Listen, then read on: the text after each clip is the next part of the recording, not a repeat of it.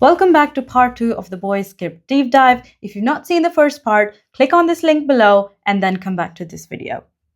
Yesterday, we broke down the tactical nightmare of the V1, the Gen V Alliance, what will happen to what international, and where is Ryan. Today, we're going to talk about the Deep and how this show actually ends. So let's get into it. Let me tell you, if this show ends with Homelander getting rid of his powers and him simply dying in an explosion or being killed, that won't be a satisfactory ending. That won't satisfy me, and that shouldn't satisfy you.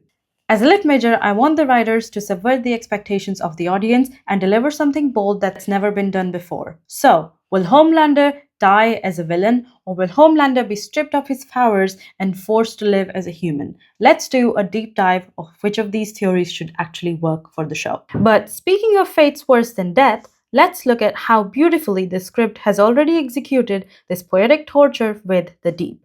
Annie and the Deep were the original defining rivalry since season 1, but the stories completely drifted apart and they haven't shared a screen together since the middle of season 4. Now, we do not need a final forced confrontation between them in the finale because the script completely ruined his life in episode 7.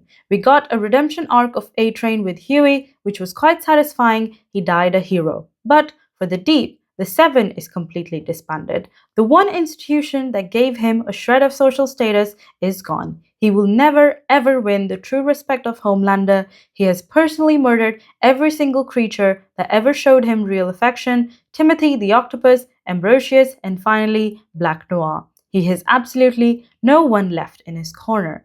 And the final devastating blow, the sea, the one place on Earth where he held absolute power, is completely closed off to him after the catastrophic oil spill.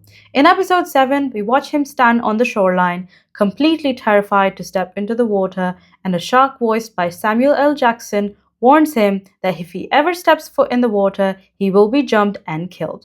He fails to save a drowning man while an angry crowd records his failure on their phones, screaming at him before completely turning on him. His reputation is dead, his power is isolated, and his mind is completely fractured, leaving the Deep right there, trapped in his own pathetic, self-made purgatory without a single second of screen time in the finale. Is the most cathartic, brilliant piece of writing the show could ever give us. Now, the ultimate question before the series finale releases is what will happen to Homelander.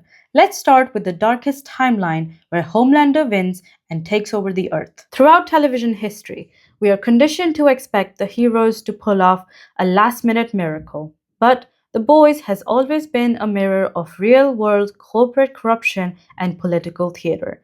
Giving us an ending where the villain completely conquers the landscape would be a unique, never-been-told masterclass in subverting expectations, which this show has always been about since the beginning.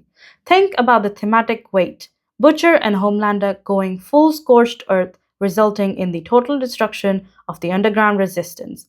If Homelander executes the remnants of the team, he achieves his ultimate dream: absolute, unchallenged godhood over broken America and potentially the world. But here is a narrative twist. The Boys Mexico is already in development.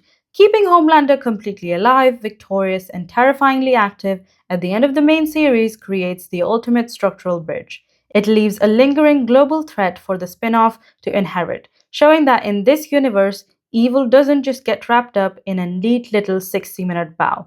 But I highly doubt that this is going to happen. So, if Homelander doesn't win, I still don't want him to die. Death is just an easy escape.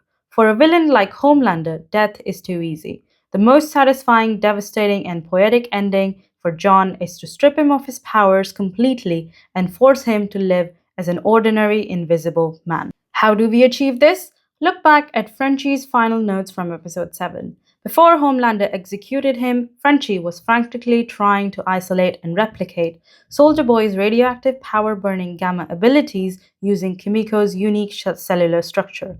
From what we know, this seemed to have worked, but we won't know that until the final episode. Hopefully, Sister Sage will finish off Frenchie's work if there is scope. But if it does work, they don't need a lethal virus. They just need one clean shot to completely burn the compound V out of Homelander's blood. Imagine Homelander, a man who built his entire identity on being a superior god looking down on normal people, suddenly waking up as a regular aging human. He would have to stand in lines, he would have to pay taxes, he would have to look in the mirror and see a weak, fragile nobody. For a narcissist of his scale, being completely ordinary is a fate 10 times worse than death. It is the ultimate cosmic justice.